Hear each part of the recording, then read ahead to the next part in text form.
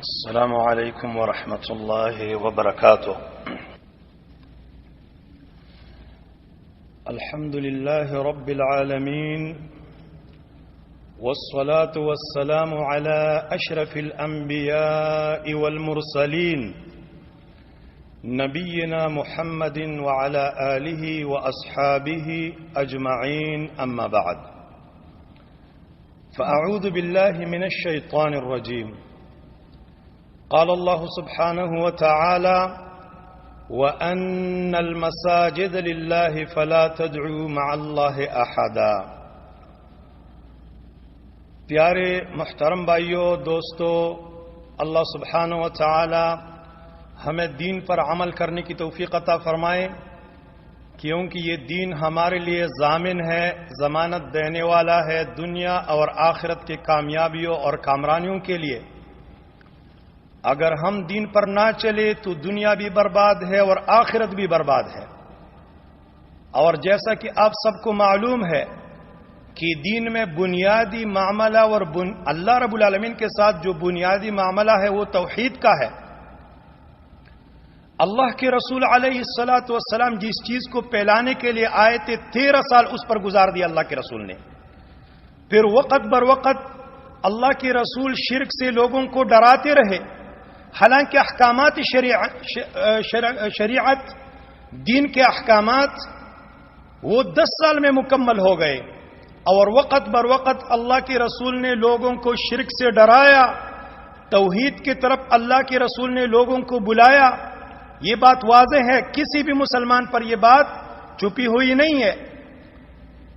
یہ جو آیت میں نے پڑھی ہے، اللہ سبحانہ و تعالی اس میں فرماتا ہے اور یہ کہ مساجد اللہ کے لیے ہے تو اللہ رب العالمین کے ساتھ کسی اور کو نہ پکارو.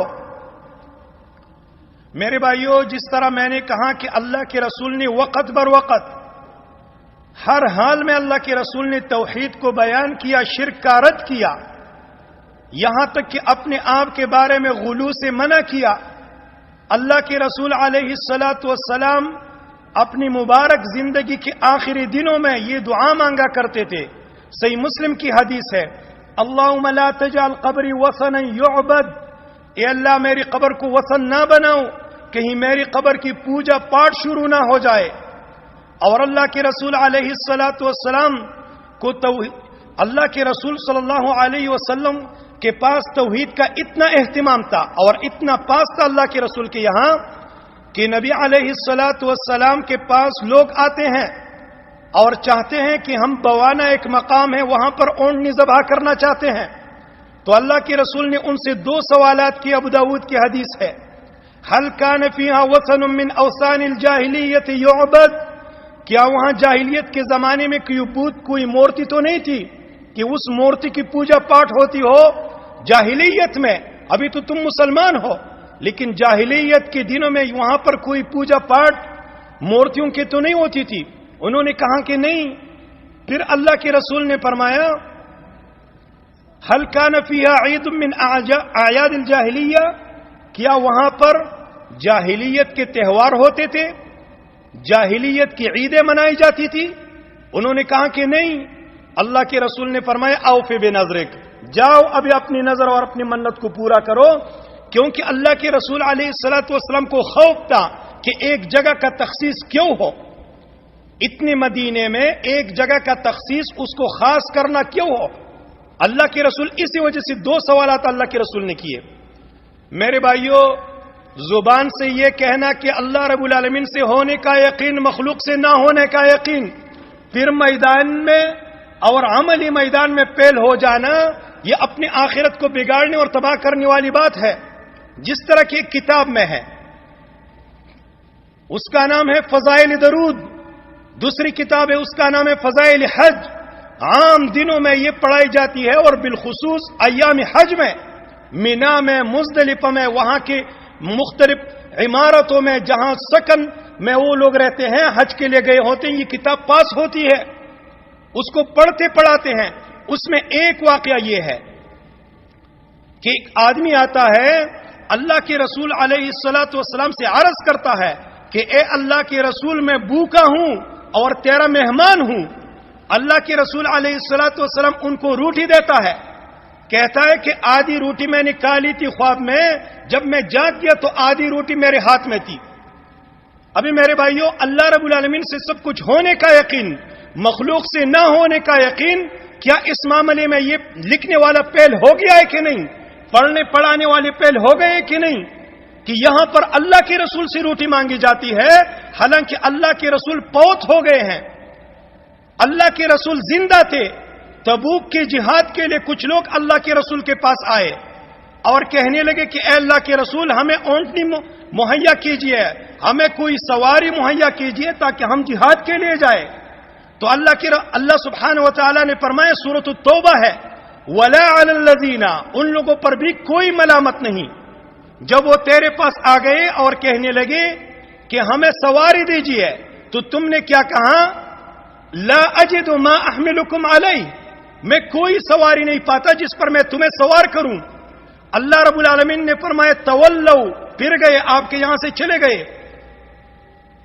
وَأَعْيُنَهُمْ تَفِيضُ مِنَ الدَّمْعِ، ان کے آنکھوں میں آنسو تھے، اس غم سے اور اس پریشانی سے کہ ان کے پاس اللہ رب العالمین کے راستے میں خرچ کرنے کے لیے کچھ نہیں ہے۔ یہ اللہ کے رسول زندہ ہے، بقید حیات ہے۔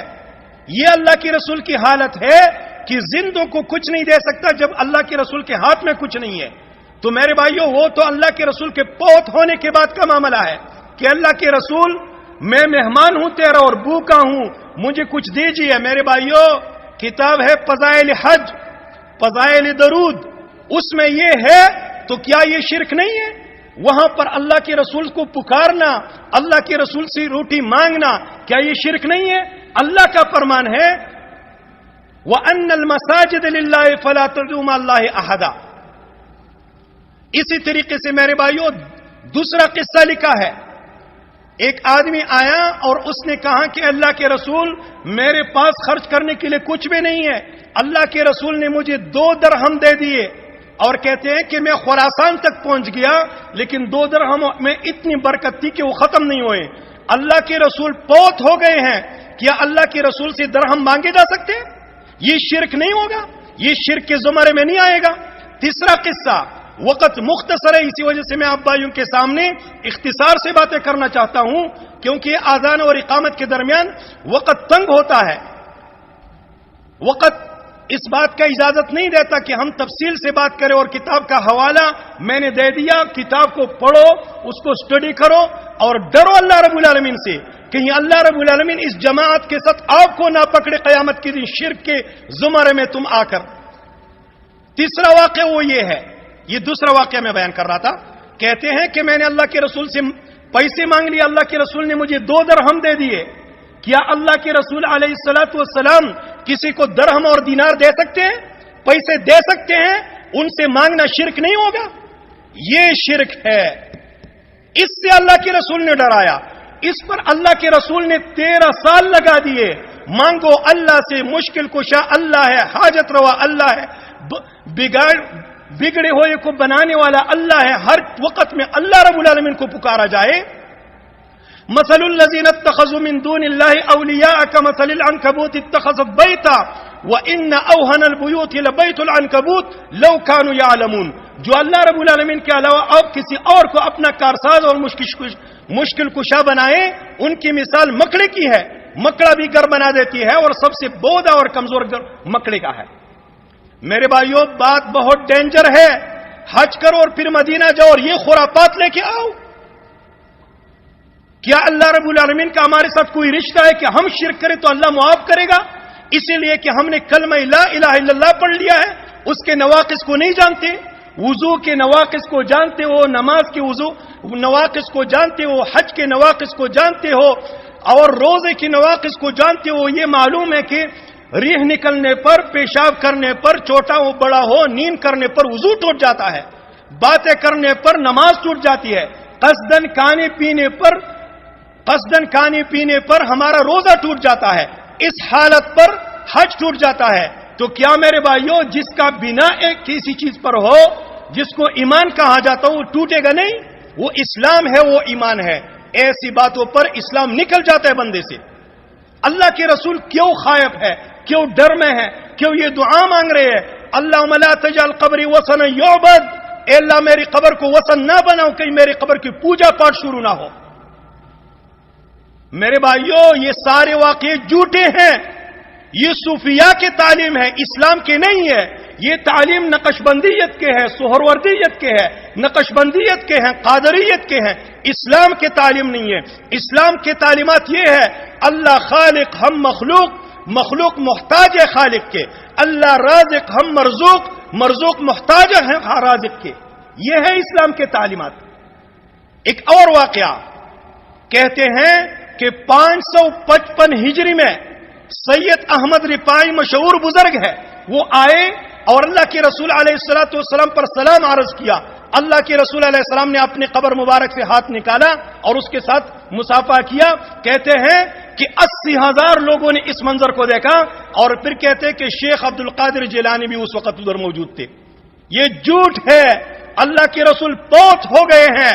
اللہ سبحانہ و تعالی نے اپنے رسول کو موت دی ہے. ابو بکر رضی اللہ عنہ کو جب خبر ملی کہ اللہ کے رسول فوت ہو گئے ہیں, آگے اللہ کے رسول صلی اللہ علیہ وسلم کے ماتھے کو بوسہ دیا اور فرمایا لا یجمع اللہ علیک موتتین اما الموتۃ التی فقد متها علیک. اے نبی, اللہ رب العالمین آپ پر دو موت جمع نہیں کرے گا, جو موت اللہ نے آپ کے لیے مقدر کی تھی اسی پر آپ فوت ہو گئے ہیں. میرے بھائیو, اللہ کے رسول فوت ہو گئے ہیں. اللہ کے رسول کسی کے لیے ہاتھ نہیں نکال سکتے. نبی صلی اللہ علیہ وسلم کی زندگی برزخی زندگی ہے. ہمارے حالات سے اللہ کے رسول بے خبر ہے. یاد رکھو, اس طرح واقعات شرکیات ہے, شرکیات. ساری شرکیات کو بریلیوں میں گھسا کے کہ وہ ہے اور تم محفوظ رہو. یہ قصے لکھ کر, یہ خرافات لکھ کر, یہ کہانیاں لکھ کر, ایک دو توحید کے باتوں کا لبادہ اوڑھ کے کہ اللہ خالق ہم مخلوق اور اللہ سے سب کچھ ہونے کا یقین, مخلوق سے کچھ نہ ہونے کا یقین. یہ توحید کے 2-3 باتوں کا لبادہ اوڑھ کر کبھی تم نہیں چھپ سکتے. ہم اس کتاب کو پڑھتے پڑھاتے اور اس میں شرکیات ہے اللہ کے بندوں. آخری واقعہ نور الدین زنجی کا واقعہ. کہتے ہیں کہ اللہ کے رسول علیہ السلام نور الدین زنجی پر حضور ہو گئے اور فرمانے لگے کہ کچھ کتے ہیں جو مجھے کاٹنا چاہتے ہیں, مجھے نکالنا چاہتے ہیں. کہتے ہیں کہ نور الدین زنجی مدینہ آئے, وہاں پر اللہ کے رسول نے پروگرام بنا دیا کھانے پینے کا, اور سب لوگوں کو بلایا اور کہا گیا کہ 3 آدمی وہ نہیں آنے والے, بڑے صوفیہ اور زاہد ہے. یہ واقعہ آپ سب کو معلوم ہے, جو بھی پاکستانی ہو, ہندوستانی ہو, بنگلہ دیشی ہو, افغانی ہو, سب کو معلوم ہے. واقعہ جھوٹا ہے, مکذوب ما باطل, جھوٹ ہے. یہ واقعہ لکھنے والا نور الدین سمہودی ہے, علامہ سمہودی. کتاب کا نام ہے وفاء الوفا باخبار دار المصطفیٰ. نور الدین زنجی اور اس کے درمیان 300 سالوں کا مسافت ہے, کوئی درمیان میں سند نہیں ہے. یہ جھوٹ ہے. اللہ سبحانہ و تعالی نے اپنے نبی کا ذمہ واری لیا ہے, واللہ یعصمک من الناس, اللہ رب العالمین آپ کو لوگوں سے بچائے گا. اللہ کے رسول علیہ السلام کے قبر کی حفاظت کے لیے نور الدین زنجی کی کوئی ضرورت نہیں ہے. یہ جھوٹا گڑا دیا قصہ ہے کہ وہ ترکیہ سے آ کر اللہ کے رسول کا حفاظت کرے. یہ جھوٹ ہے اللہ کے بندو, اور یہ مسلمانوں میں پھیلایا گیا قصہ ہے. ہر کسی کی زبان پر زد عام ہے, ہر کوئی جانتا ہے اس قصے کو. جانتے ہو کہ نہیں اللہ کے بندو؟ یہ جھوٹ ہے, جھوٹ. مکذوب باطل ما لها سند متصل الى نور الدین زنجی. وفاء الوفا کتاب ہے, سمہودی نام کے ایک عالم نے لکھی ہے. الغرض بھائیو, پچھلے ہفتے کو ہمارے شیخ ابو معاذ نے حج کے فرامین, حج کے احکامات بیان کیے ہوں گے. حج کی شرائط ہے, ارکان ہے, واجبات ہے, سنن ہے. ہمارے واٹس ایپ کے نمبر ہے, ہم سے بھی لے سکتے ہو, کسی اور سے بھی لے سکتے ہو. حج کے احکامات, ارکان, یہ شرائط ہی آسان ہے. توحید کا مسئلہ مشکل ہے. لوگوں نے مدینۃ الرسول, زیارت الرسول کو حرم شریف کے حج کے ساتھ اس کے ساتھ ضم کیا ہے. یہ شریعت میں زیادتی ہے. اور پھر مدینہ جا کر وہ خرافات کرتے کہ الامان والحفیظ, یہ پھر شرکیات میں آتا ہے. اللہ سبحانہ و تعالیٰ سے دعا ہے کہ اللہ ہمیں موحد بننے کی توفیق عطا فرمائے. زندگی اللہ کے لیے, موت اللہ کے لیے, کھانا پینا اللہ کے لیے, ان صلاتی ونسکی ومحیای ومماتی للہ رب العالمین لا شریک لہ وبذالک امرت وانا اول المسلمین. ابراہیم علیہ السلام کی بات ہے کہ میری قربانی، میری زندگی، میری نماز، میرا جینا، میرا مرنا اللہ رب العالمین کے لیے جس کا کوئی شریک نہیں ہے. کہیں ایسا نہ ہو کہ میرے بھائیو حج کرنے کے بعد مشرک بن جاؤ پہلے یا بعد میں، اور بغیر توبے کے مر جاؤ.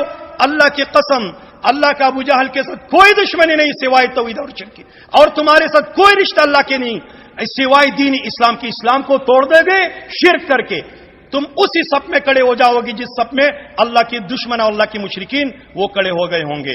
اللہ رب العالمین سے دعا ہے کہ مجھے بھی آپ بھائیوں کو بھی سمجھنے کی توفیق عطا فرمائے. وصلی اللہ وسلم وبارک علی نبینا محمد وعلی آلہ وصحبہ اجمعین. والسلام علیکم ورحمۃ اللہ وبرکاتہ.